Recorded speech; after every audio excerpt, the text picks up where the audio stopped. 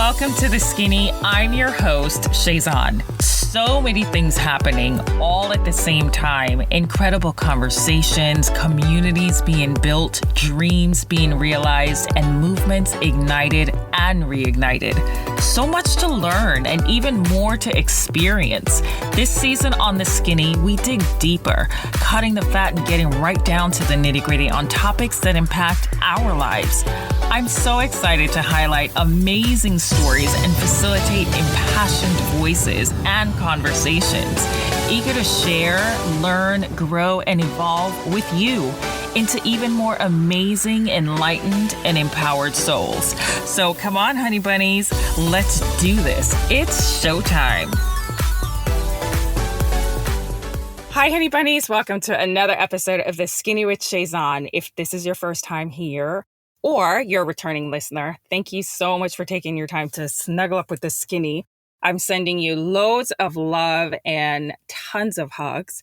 So, as women, we are multifaceted, multitaskers, caretakers, capable, strong, and vigilant. The ones that most times leave ourselves for last as we attend to others and their needs, be it in our careers, families, with our friends.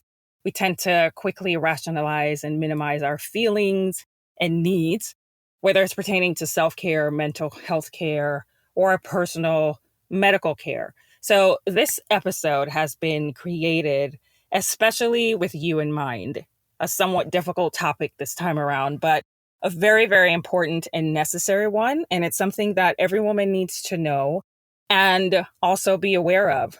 So with me on the show today is Simone Edwards, an unstoppable, incredible woman, WNBA champion, the first female Jamaican player in the Women's National Basketball Association.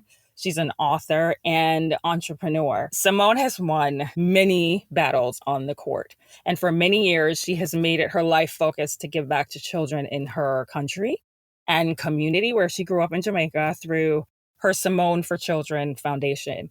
And most recently, Simone has been faced with a new battle to fight off the courts this time. And that battle is stage 3, Carcinosarcoma of the ovaries with Rabdomyosarcoma, which is a rare and aggressive form of ovarian cancer. Her mission now, a new mission added to all her other missions, is to spread the word and bring a lot of awareness to this disease. So please welcome my friend Simone to the show, also known around the world by all of her fans as the Jamaican Hurricane. Hi, Simone. Hi, Shazan. Welcome back. Thanks for having me. Oh my gosh, it's my pleasure. Welcome back.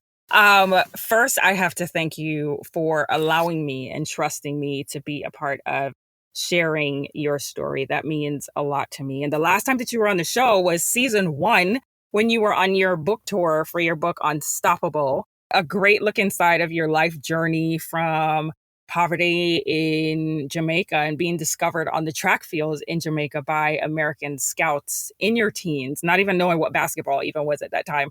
And they found you and were so impressed by you. And from that, becoming the champion that you are now, not only on the court, but also off the court. So anyway, that book was the first book and probably the only book that I had ever read from cover to cover that fast. It was like in a couple of days. So you get the prize.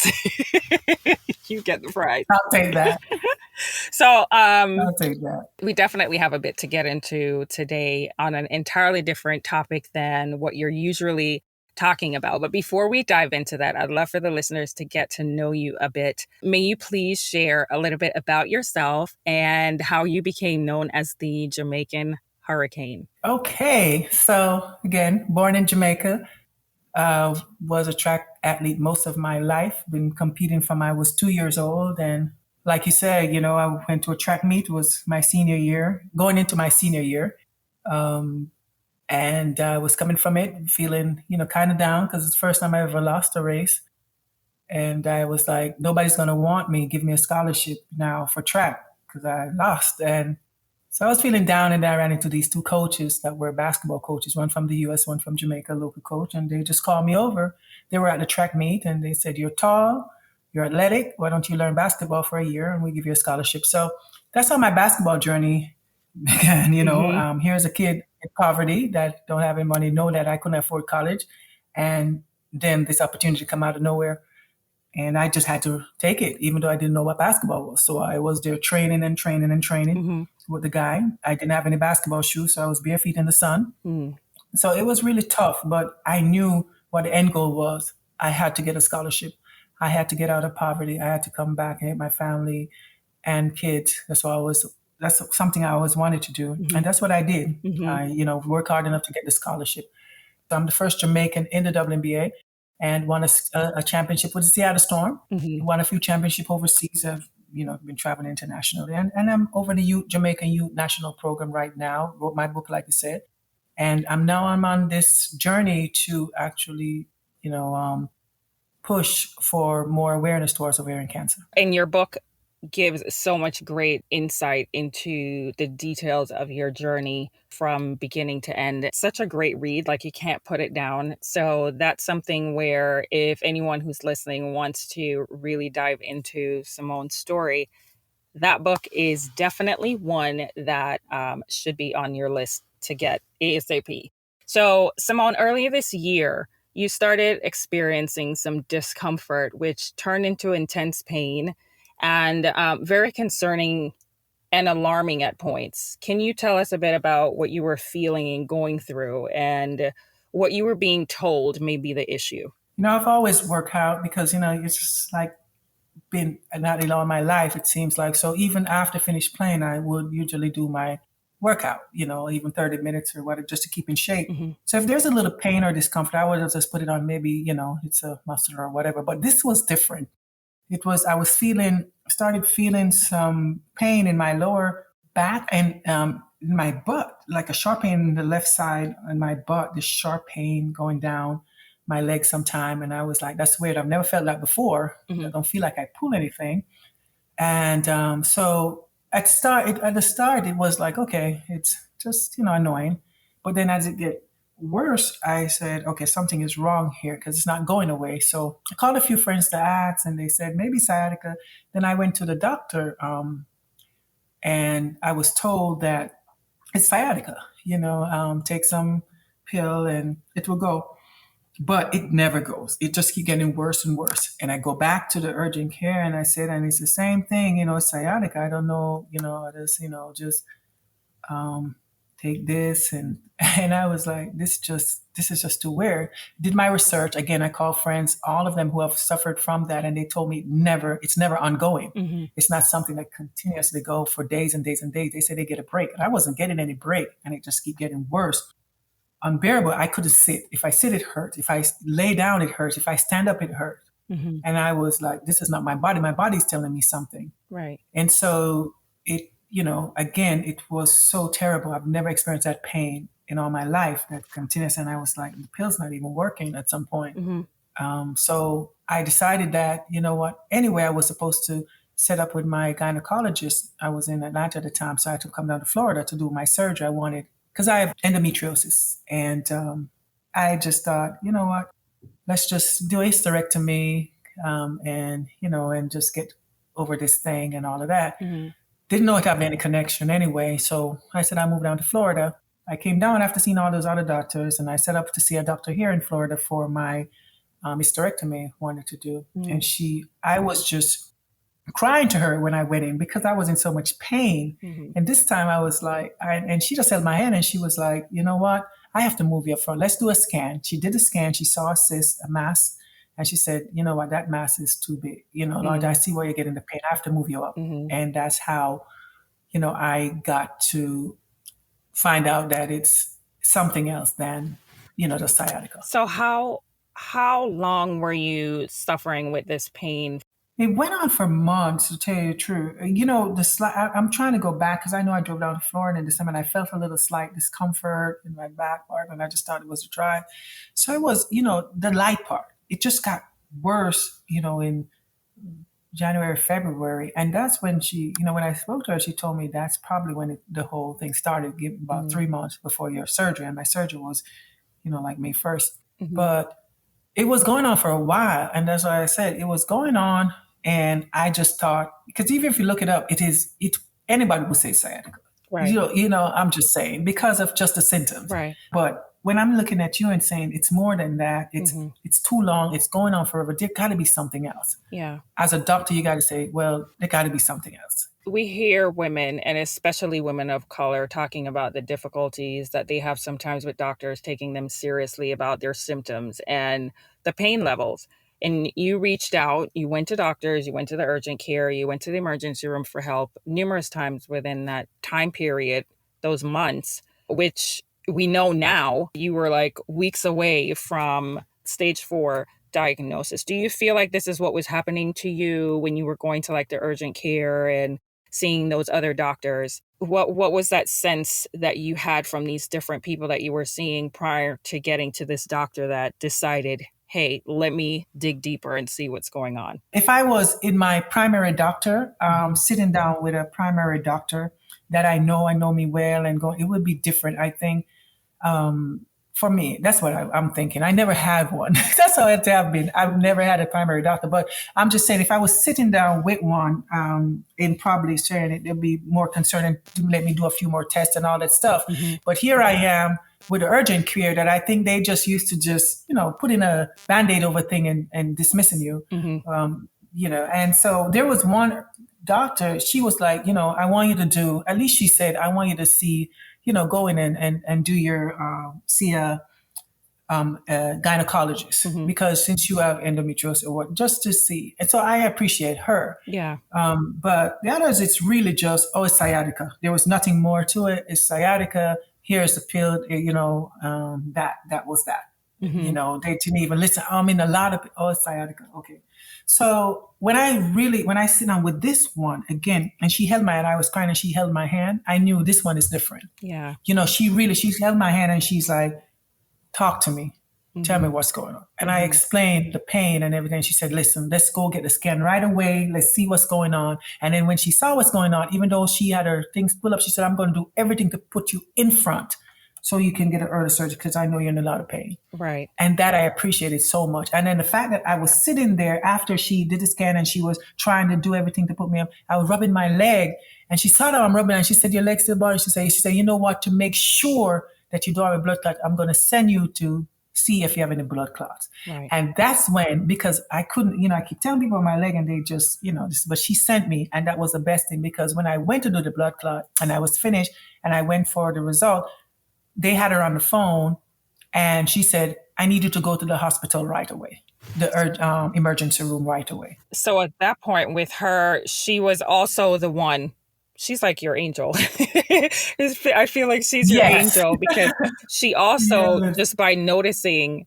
that you were rubbing your leg, then went beyond and had them check for the blood clots, which came back a definite yes, that you also had blood clots, which is like a ticking time bomb. And you had the different tests done, the scans and everything done that she requested. And you were diagnosed with stage 3 carcinosarcoma of the ovaries with rhabdomyosarcoma, and all happening at the same time. What was that moment like for you when you heard that from your doctor? When she did that, I only found that I had a cyst. That I knew I had a cyst before, and all these years when I had the cyst, it was, I did each year I used to go and do my pap smear and they test and said everything was okay. Nobody ever said, go do an extra test with that or whatever. They wouldn't say it's small, you're okay, you don't have to, because I always want this thing out. But, the doctors, when they do my pap smear, they, say, they see the cyst, they see my fibroid, they were okay, you're good. And all this time I didn't have any pain in my abdomen or stomach or anything like that. So I didn't even think about it being, anything down there, my cyst or fiber or anything like that, because the pain was just in my lower back. So when she sent me, when she sent me to the ER and I was still in so much pain, they just treated the blood clot. And when they were trying to release me the next day, I'm like, doctor, I'm still in a lot of pain. Can you check? This is not normal. This can't be the blood. And he said, the guy looked at me, I'll never forget. And he said, I only treat you for what you come in here for. You have Wow. to, come back for whatever, whatever. And I'm like, I'm already in the hospital. And I'm telling you, I'm in a lot of pain. So I was angry at that. You're going to Hmm. just dismiss me and tell me. And so I guess they need hospital beds or whatever. He just didn't care. He was a so-called, I only can treat you what you're coming here for. That's it. Hmm. If you're having a heart attack right now, it's not my problem. So, Wow. that just really hurt me. So I left. And then 2 days later, it was so bad, the pain. I called her and I said, Doc, I'm going to the hospital.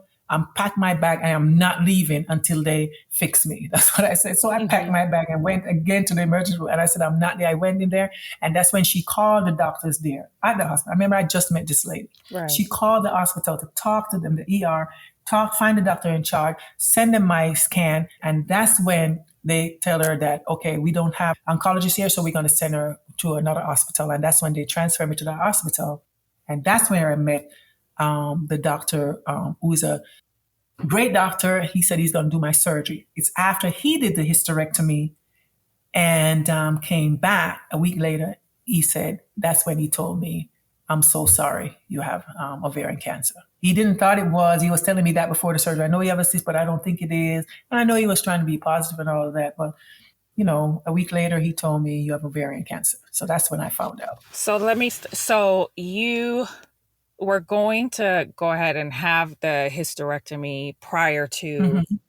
any of this. This was already something that you had made a conscious decision about because of the endometriosis, and you thought that this was going to just release the pain. I didn't even think it would resolve because all this time I'm thinking it's sciatica and probably Mm, there's something with my disc. So I didn't even know there was a connection. Believe me, wow. it's now I know that there was a cyst sitting on my nerve, and that's what's causing it. Hmm. Hmm. So even during the time with this, I just thought at least, I get that out of the way. They'll take out the cyst. I didn't know that cyst was sitting on the nerve. That was what's causing the pain, all this pain. Mm, So I had to deal with that pain until that cyst shrink because they couldn't reach it. They had two cysts there. They could remove one, but the one that was causing me all that pain, they couldn't reach wow. because of the location. Hmm. So I had to wait until that cyst shrink, and that takes a while. So I was in constant pain after the surgery. So you can imagine that. Mm, I just thought in the hospital they'll fix me, whatever it is, and then I'm coming out with still the same pain along with my hysterectomy. So it yeah. was like, you gotta be kidding me. I wanted to share some of the information about like some of the symptoms because it's so easy to overlook the symptoms and pass them off, or we're just having a bad day, or we're just not feeling well today. And it's so important for us to like listen to our bodies and communicate honestly and intentionally and with determination with our doctors about the things that we're feeling. And a lot of times we tend to like hold back out of fear of feeling embarrassed or being perceived as paranoid or making a big deal out of nothing. But, here it is that you had these symptoms that look like other things. And so, it just keeps getting passed on. And I have to commend you for just being so adamant. According to Healthline, doctors don't often find ovarian cancer until it has progressed to the advanced stages. And so they have here stating that only about 20% of ovarian cancers are diagnosed in the early stages. And many of the cancers are not found until like stage 3 and 4, at which point it's spread within some area of the pelvic region and sometimes beyond.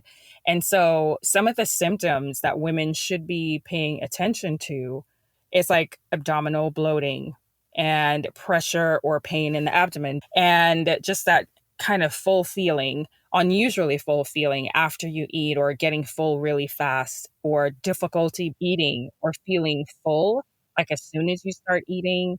Constipation is another one. Changes in your urination.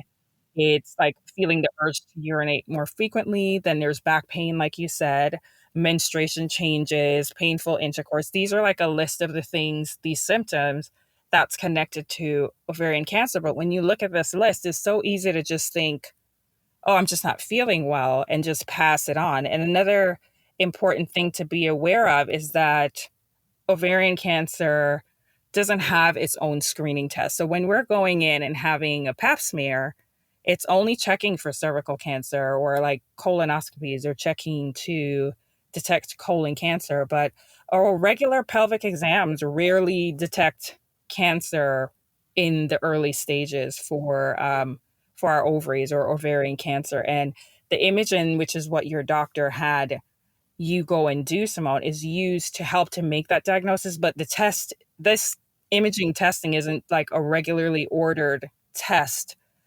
So many times we could be feeling these symptoms and things could be going on. But unless we express the symptoms to the doctor in the way that you did and express that major concern, then the doctors aren't going to have the imaging done. And then that's where the risk is that if it is that, it's going to just keep on growing as quickly as your doctors had told you.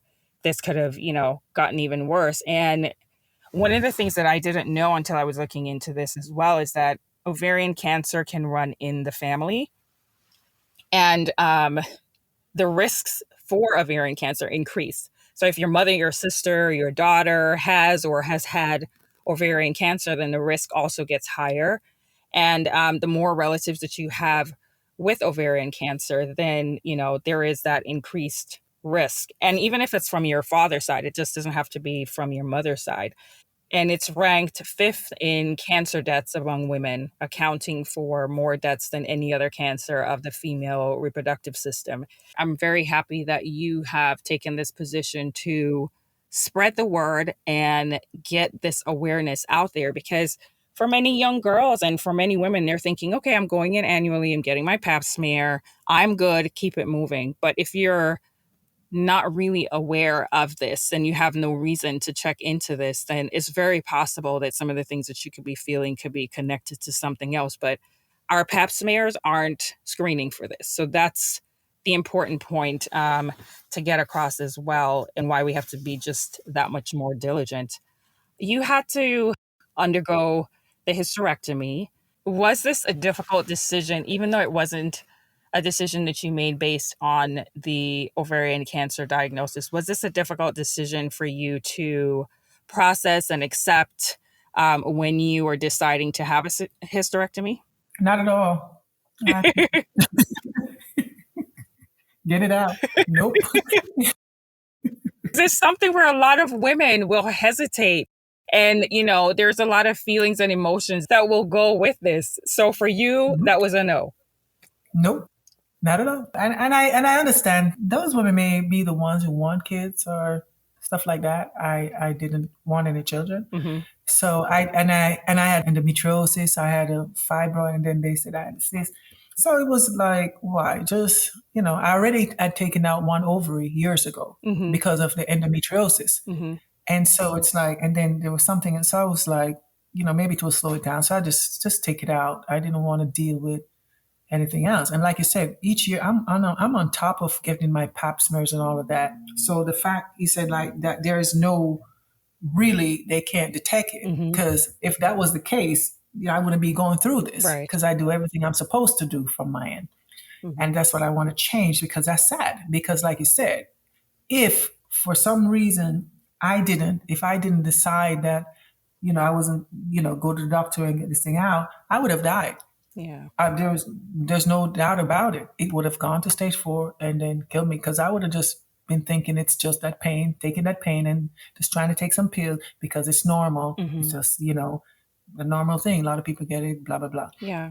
So I'm very lucky, because again, like I said, the blood clots could have killed me Right. too. So I'm very lucky to be alive today. And glad that it didn't spread outside of just over the ovary, but outside of the stomach, Yeah. So I was just happy for that. So after the surgery, and then a week later, you got your diagnosis back. They told you that you would need to have both chemo and radiation. When that came in, since your mind wasn't even thinking along those lines, when that news came in, how did you react, or how did you feel? And what were you most apprehensive or scared of? Because when we hear chemo and radiation, I know for each individual person, there are immediate visuals that pop into mind, or people that they've seen go through it that pop into mind. What was that like for you? My friends keep telling me I'm not normal because because when I was told I had ovarian cancer, I walked out and the doctor told me, I'm so sorry. And his face was, oh my, it's just filled with hurt, and he was so disappointed. He's like, this is bad. He said, you have ovarian cancer and you have to do chemo, start chemo right away. And I'm looking at him like, and I said, the first thing I said to him was, okay, so, when he said, yeah, I said, what's next? And for him, he probably just wondering what the heck is wrong with this one. She's not even. I'm just like, so what's next up? Uh-huh. And then we crack a joke about something, and we start laughing, and all of that. The man just told me I had ovarian cancer stage 3, and I'm going to have to immediately go on chemo. And I see he's shaking it and say it's not good. And that alone will tell you that the doctor says it's not good. Right. It's not good. Right. I mean, no cancer is good, but But at the moment, I was just like, okay, I have it. How am I going to kick its ass? Because that's all I need to know next. I just need to know, what I need to do, because I'm not going to cry over it, because that's like giving into it. That's my mental. See, that's just me. I guess, you're champion all these years. It's just me. I'm just like that. So when he told me I have to have chemo, that's the part that bothers me. When he said chemo, Right. I didn't want any chemo. I was looking at him like, doc, I don't want chemo. There got to be other way. I know I've read about chemo. I don't want chemo. I hear it go after your good self. I do not want that. And he was like, that's the number one. I'm going to talk to my friend. He's the number one in ovarian cancer, blah, blah, blah. Everybody came back with this, this is the right way, because it's an aggressive cancer. So to go on. So I just did it because at that point, it's aggressive. And as you can tell, it's dangerous. And I just wanted to slow it down, whatever, until I figure it out, because everything just come at me like that. Yeah. And that's what, he didn't mention radiation, but he did mention chemo. I asked for radiation later because the chemo wasn't shrinking the tumor fast enough. So I asked for radiation. Okay. And that's when, and again, I was doing my own, I'm Jamaican. So, my mom started on it as soon as she go, drink this, drink that, Right. Yeah, I really didn't have that reaction many people would. Right. And your main apprehension was, this is going to kill my good cells. That was your... Yes. Yes, my good cells. Yes, I was worried about my good... Yes, I said a bad cell already, but don't after my good cells, okay? You're an athlete, known for always being fit, always working out, eating well, and always on the go. What have been some of the hardest adjustments to see and accept during this time, since the diagnosis with chemo, radiation, and just fighting? Well, the pain really stopped me from working out, doing my little exercise, and that bothers me because, that was my little time to do my 30 minutes workout. So the pain was so bad, I couldn't even do those. So I had to let that go. And then my food, as much as I had changed and I eat a lot of meat, to tell me that I can't have some curry goat and oxtail, because I know I had to change my diet. Yeah. I used to love my jerk chicken. So, so I knew I had to put meat aside because I was doing my own research and I knew I want to fight this best way with my body and make sure I don't, so I just cut out the meat, and that was hard because now I have to adjust to just eating no meat. And I never ever did that. And then you start losing once the chemo kicks in and it start attacking your cell, I can become weaker. And so even my taste, I couldn't eat, my appetite was gone. So I started losing weight drastically. And that was hard because I love food. I'm greedy. And now I couldn't even eat, I had no appetite. And so it was hard to find something to eat that could be satisfying. And that's the worst thing, and so, and the pain, again, I had to have the worst, I think, what got me the most was when I had to have 2 blood transfusions. I didn't even want one. That was when I tell you, it took me to a long time. I drew that thing out because my hemoglobin was so low. It's only when I started taking 2 steps and one time my leg fell from under me, with that I decided to. Wow. I would walk 3 seconds and wait. But when I went out and I walked and then my leg went from under me and I fell, that's when I said, oh, come on, Simone. Stop being so sick. Go get the transfusion. I did not want it, and I tried my best not to, but the chemo was going at me so hard. It just, I had to. So it was just so hard with those. Those are things that changed. I wasn't me anymore, and I was alive, I could talk, I laugh, I dance, I work out, I play tennis, and now I could barely talk because I'm in so much pain and I'm weak, and it really sucked. It really Right. sucked. Yeah. The ultimate goal is always remission. And according to the National Cancer Institute, remission is partial or complete clearing of the signs and symptoms of cancer. And if you remain in complete remission for 5 years or more, then the doctors say that you've been completely cured. So after going through your treatments with chemo and the radiation that you've requested, where are things for you now? Well, during the chemo, when chemo stopped, my number didn't change much. So I felt like it wasn't effective. It just did more damage than good. And it's not therefore it's because of the cancer I had, that rare form, and that chemo was usually used for the better, for the regular. So they didn't really have anything really out there that's for my kind. So they just was using that and hoping that it worked, but it wasn't as effective. So with the cancers that you had, the carcinosarcoma and Hmm. the rhabdomyosarcoma, the chemo that they told you you would be receiving was just for one of them. Yes, it was for one. And Okay. so again, because I wasn't seeing much changes in the numbers, and even the doctor didn't see changes he wanted, Mhm. and um, so it was tough Yeah. because your body goes through all of that, right? Right. And so you want to, in the end, to see like a result, like, okay, I suffered through this, so please tell me that you're beating this thing up Mhm. while you're beating me up. Mhm. But I didn't get that. So it was one of those things that I just said, okay, just be patient. Because I was, like I said, I was still continuing my stuff and, natural stuff. And the radiation was going on. And the radiation caused the side effects was getting to me too, because that side effect gets you. What are some of the side effects that you had while you were having radiation? So apart from the pain, in my side and stuff, that pain that comes with it, also comes with diarrhea, and that's the worst part Mm, because everything you eat is like you feel like it's going back through you. right. So I got that side effect, and I didn't like that because you're like couldn't even schedule to go out. You just feel like, man, I have to stay home. Hmm. But then once I started radiation, along with you know all my when I was drinking my thing for reduced tumor stuff, my tumor started going down, shrinking. Mm, It started shrinking, and that was a good thing. yeah. So I was just thankful for that. That was the only thing showing positive because all my numbers were low and all of that, but my tumor was shrinking, and that was very important. Right. Right. So, Simone, I'm going to mention in a little bit more detail the names of the ones that you have.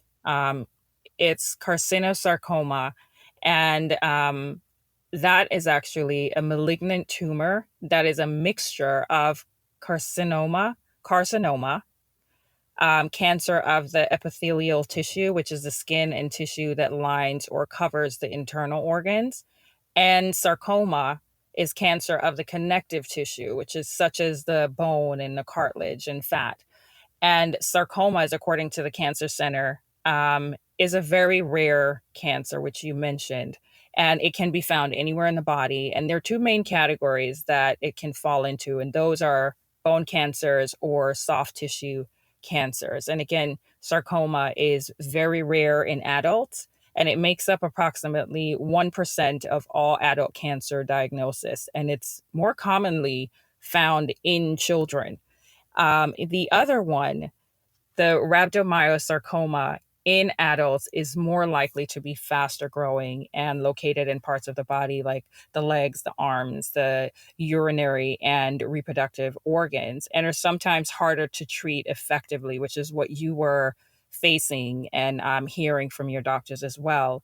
And this Yes. form of sarcoma that you have is very rare. Only about 500 people are diagnosed each year in the US. So, like you were mentioning earlier, the chemo that they were giving you, they told you that it was more so directed to the more common one of the cancers that you had, but it wasn't effective or as effective for the rare forms that you had. So that's why, like you were stating earlier, you went through chemo and came out with your numbers not really changing that much because they were hopeful that it would have been effective on everything.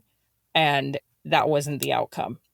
Simone, you are such a light and inspiration, and always thinking about others and going out of your way to do for others. During this time, what would you say has been your source of strength to help you get through those really hard days? Um, I my I think, I'm one that I always start with me. I think that I love me so much, and that's what I always tell people. I love me so much that I think I'm worth fighting for, Mm-hmm. in terms of, my positive thing. I think positive. I think I deserve to be happy even during this fight. Mm-hmm. So even during the hardest of time or whatever, I'm still trying to find laughter. I'm still thinking that I can beat it. I'm just thinking positive Right. because I just believe I deserve that. Right. And if I dwell on the cancer itself, that will destroy me because I didn't think about the negative part. So I'm still continuing doing the stuff. My friends are so supportive, Mm-hmm. awesome friends, and they are positive, they're fun, and that's good to have a good tribe. I have a great tribe Mm-hmm. that surround me and good help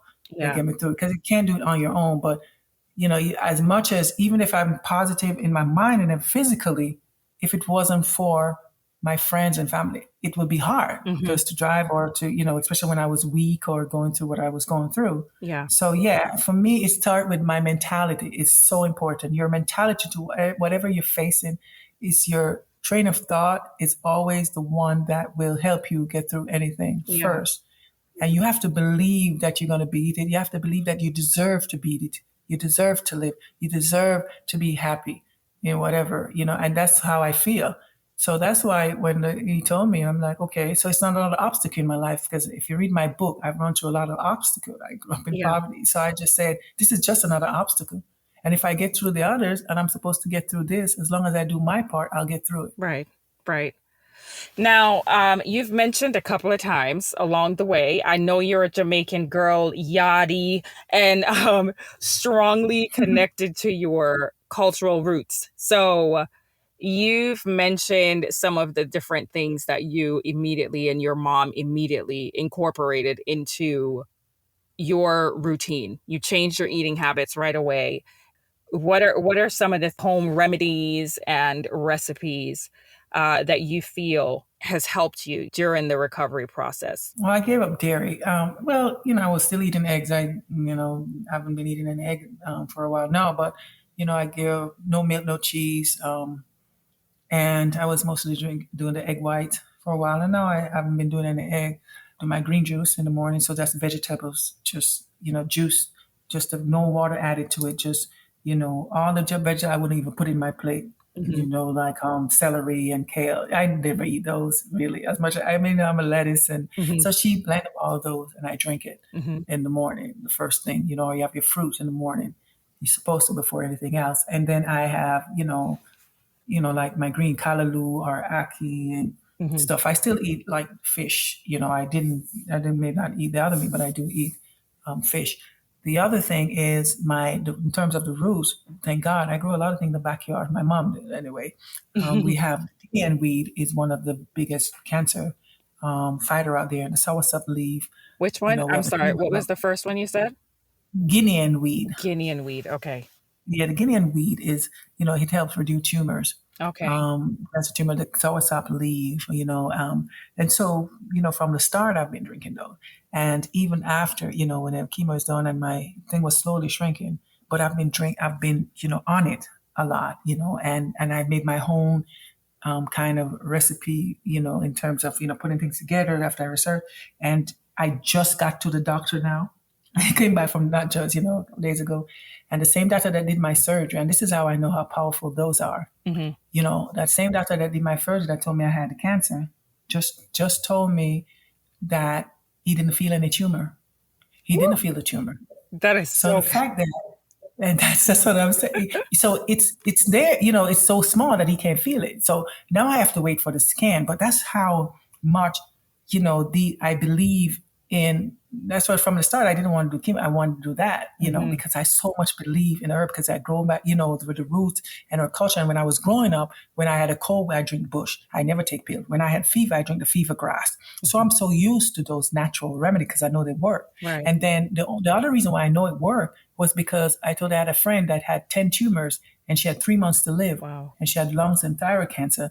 And and that's the only thing she did. She changed her diet and she was drinking those and all the tumors were gone. Wow. She's cancer free now. Wow. So these are things that actually work. So I had to do it on me. If I'm going to go out there and say to people, you got to try, if this don't work for you, it may not work for everybody, but this worked for me. I have to be, the one that going through it. I can't say, oh, this worked for that one. I want to go through it myself. Yeah. So I put these together myself and you see to go and the doctor said, I don't feel it. So even though I'm facing this cancer, that other doctors, when I was talking to them, all the trial one, they said, I have nothing for you. Even my last doctor, the one who was giving me chemo, he said, there's nothing else I can do. I give you, the treatment and I won't even tell you to try anything because there's nothing out there yet.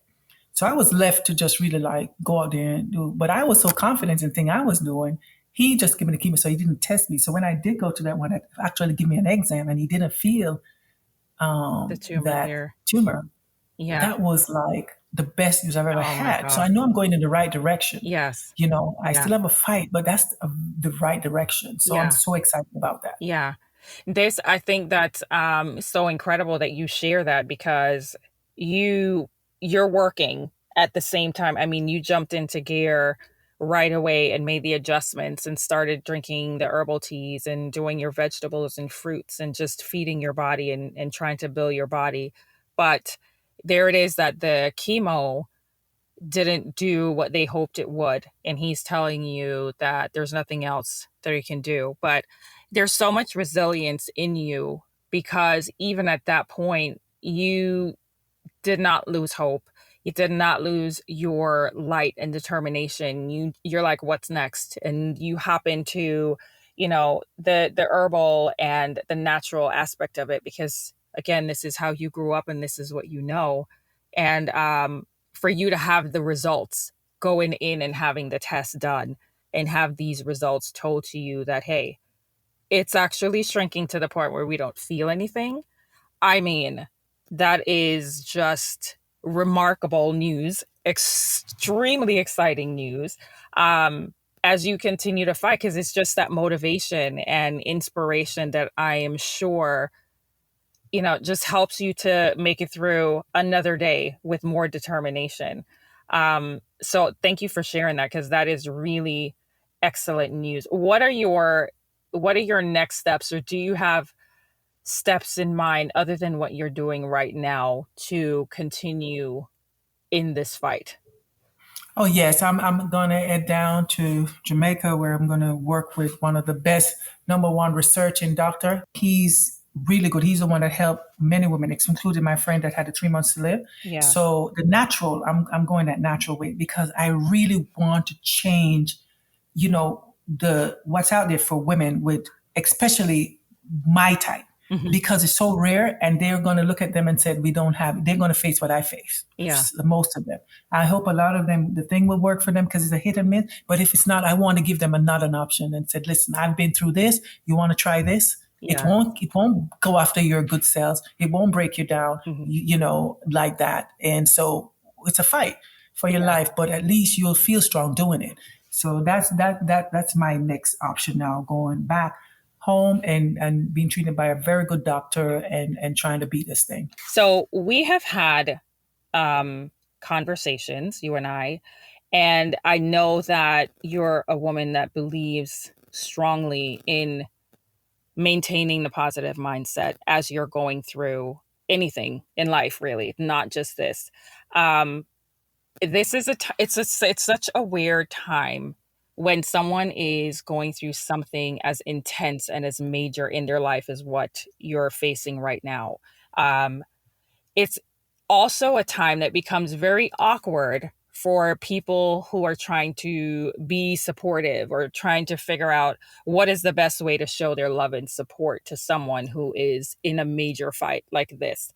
what would you say is the most sensitive or considerate way to be there or to show someone that you care without overwhelming them during this time? You know, just most time is just say, I'm here if you need me, Hmm. and not trying to, because some people really, just let them vent sometime. Because when you're going through cancer, it just take a lot of time, especially when you're going through chemo. It affects your mind, your memory. It affects your body. It affects your mood, your hormones. You're not the same. So you don't want people to tell you, oh, you're being me, or oh, it's not because you want to, they're fighting a hard battle. Right. So sometimes that patient and just trying to be there for them, fill them with love. For me, it's the love. I just want to call you and cry if I have to. And you just listen, just let me cry. Don't try to solve anything. Just the vent. Sometimes you get emotional, you just want to cry.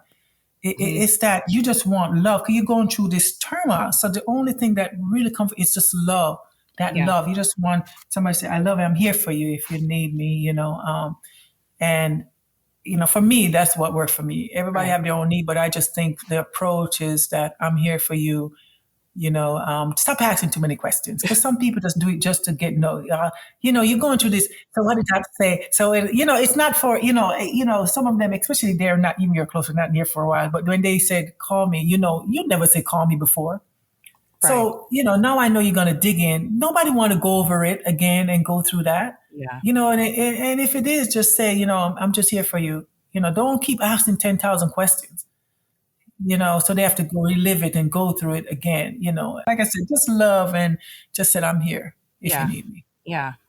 Yeah, because it's something where it's like, do I call? Do I text? Do I send something in the mail? Do I not say anything? It becomes like this awkward kind of thing. And each person is so unique, but you being in the midst of it right now, what I'm hearing from you is just that love and support, and you don't want to keep reliving, especially if someone is not asking from a genuine place, which you can feel, when someone's coming Yes. around just to get information so they can go spread it somewhere, and when someone genuinely has that love for you.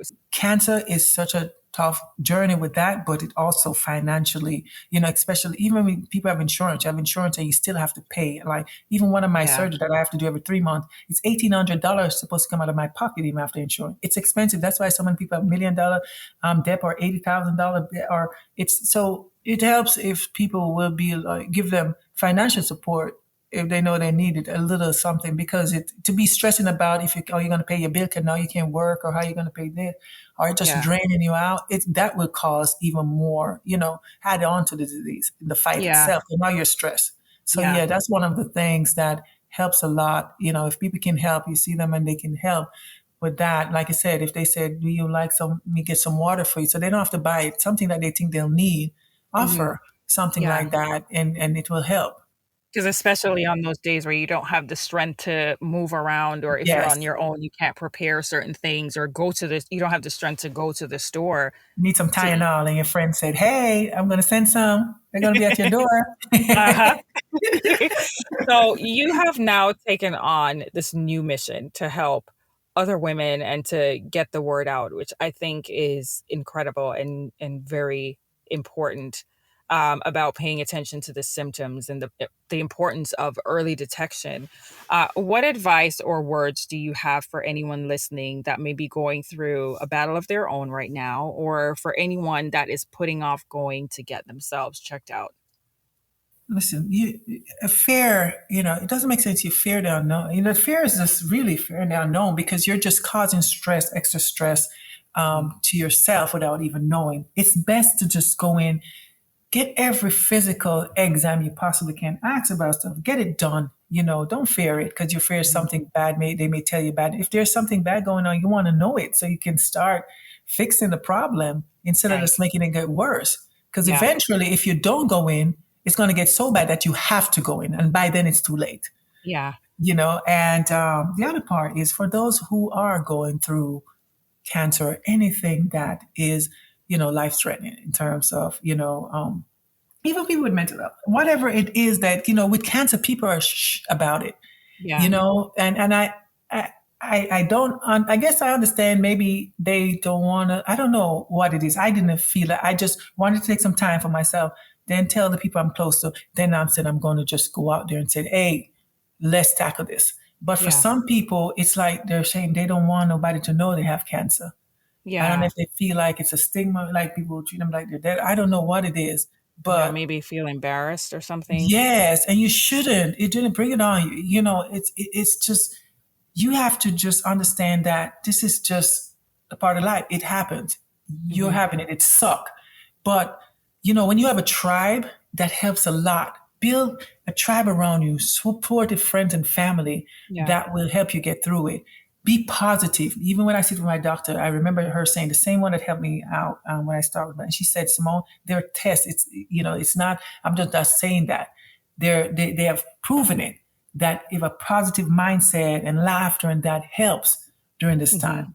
She Hmm. didn't have to tell me that twice. You know what I mean? Right. Because I'm always, that's from day one. I'm thinking I'm going to be this, and I try to stay positive. And I love humor. But for anyone who's going out there, do not dwell on the cancer and stuff in a negative way. Think that you're still alive to fight it. So many people have beaten it. I know a lot of people have died for it, unfortunately, Hmm. but you have to believe that you will beat it. And Yeah. even, during the time, you have to live. You have to live, not survive. You have to live, which means that, enjoy each moment of your life. Try Hmm. to get positive, enjoy the positive things that happen or make some positive, because your life full of moments. So Yeah. don't, fill it with more positive moments and bad moments, despite the fact how you're feeling, your mindset. You just have to, you can't let it take that away from you too. Hmm. Simone, you are one of the strongest and most determined women, stubborn as well, women Don't stop. that I have ever met. And I am so forever grateful for the day that we met and to every hilarious, emotional, and crazy moment in conversations that we've had since then. It was an immediate and unexplainable bond. Maybe two crazy people coming together, and it's like, hey, That my is. my other half of this magnet. Um, but I must tell you that you are my champion. I have seen you go through this from before this even came about, and just seeing how you have handled every single moment of the unknown before the diagnosis, during the diagnosis, to right now. You are a true inspiration and completely unstoppable. You are truly an unstoppable force, and I just celebrate you. And I love that you are sharing not only your experience, but you're sharing your positivity, your light, your story, your experience so transparently. And I know that it's making changes in people's lives. It's saving lives. That I know you've had your own experiences with that as well.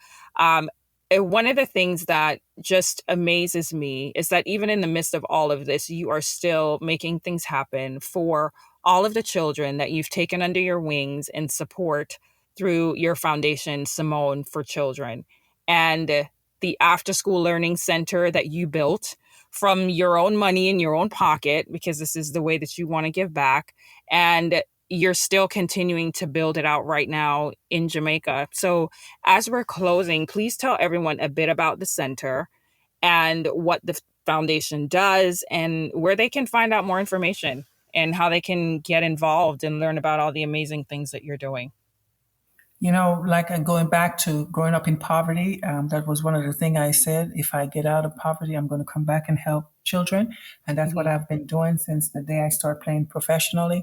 Back then, I used to just make probably half of my salary go to kids. I didn't go there and buy any material, spend it on any brand, name brand, anything, or get any bands or any. I just had two suitcases because I believed that a kid, before me, spending a lot on a brand name, I could put shoes on a pair of shoes on a kid's feet or send them to school. And that's what I've always been doing. And thank God for friends. I have some good support from some of my Storm fans and some of my senior ladies that I coach. And they help me really to get my learning center up and running. And it helps, kids coming home, kids living in poverty that do not have help with schoolwork. They come to the center right after school to get help with schoolwork. We feed them, and every 2 weeks we do mentorship program. The kids come and all of that stuff. So, and I bring them tablets. I do fundraise for all of that. So it's all about giving back because I know I was that child. And so my website is, Simone for Children, my name, the number 4 children.org. If anybody want to learn about what I do, what I keep on doing, because again, I was that child. So for me, it's so important for me to help a kid living in poverty any way I can. Is everything for your website, all of the things that you're doing, all of the other plans that you have to continue doing in the basketball world, if everyone wants to follow along, can they find you on Simone for Children as well? Well, the basketball, we're adding that because I just took over the national program in Jamaica, the youth national basketball program. And also my academy, because what I do through basketball is I build character. And so I do development in basketball, but we have life coaches on board, counselors, because it's not just about the game. I teach teamwork. I think, all the things that you need when you're playing sport that will help you after you finish sport or, as you go on to learn to work well with people, discipline and all that stuff, that the things that got me to where I am today. So we're adding the basketball part on it soon, but everything is under that program, the SimoneForChildren.org. Awesome. Simone, thank you so much again for being here, being so transparent, like I said before, and for sharing your story and for trusting me to be a part of getting your story out there. I adore you. I appreciate you. There's just not enough words to describe how inspired you just leave everyone that you encounter, whether you realize it or not. Your smile is always bright. You're always so willing to motivate and to cheer on others. And that is just a quality about you that is authentic and has been there since day one. And I am continuously praying for your full and complete healing in your body and praying that everything that you're doing exceeds your expectation in your life, in your health, and with your foundation and with basketball. You are, again, an unstoppable force and just so amazing. So my sincerest thanks to you for taking the time to talk with us today and for taking the time to motivate and inspire the other women that are going to find your words life-changing. I strongly believe that. So thank you. That is a wrap. Shay, me have to say thank you back. What's wrong with you? Thank you back. Go ahead. Shay, I want to thank you so much for being such an amazing human being and for being there for me from day one until the end. Like I said, mad at forever. You wouldn't understand how much I appreciate you. And my hairstyle, thanks to you for taking the time all the way from California to come to Florida to cut my hair, knowing how much that would mean to me. So I will never forget that. I thank you for being the awesome human being you are, and thank you for having me on your show. It's okay.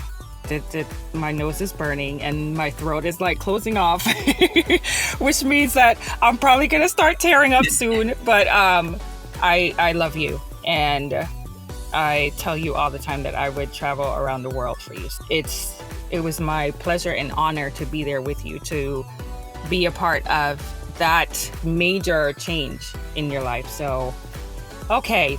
I love you, Simone.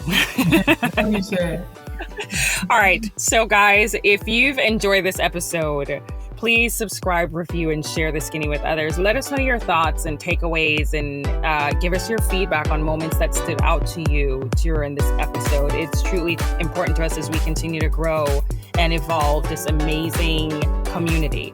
If there are topics or guests that you'd like to hear on the show, please don't hesitate to drop us a line. You can always find us at our main portal, shayzon.com. That's SHAY, Z as in zebra, O, N as in Nancy.com.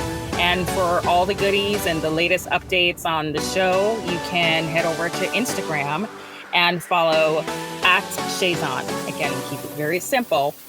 At SHAY, Z as in zebra, ON. And again, for Simone to check out her foundation, it is Simone children.org. Again, that's Simone children.org. You've been listening to The Skinny with me, Shayzon. Thank you so much for sharing your time and light with me in this space where you are heard, seen, valued, and loved. Never forget you are beautiful and deserve to live a happy and empowered life. Meet you back here for next week's episode. Bye, honey bunnies. Mwah.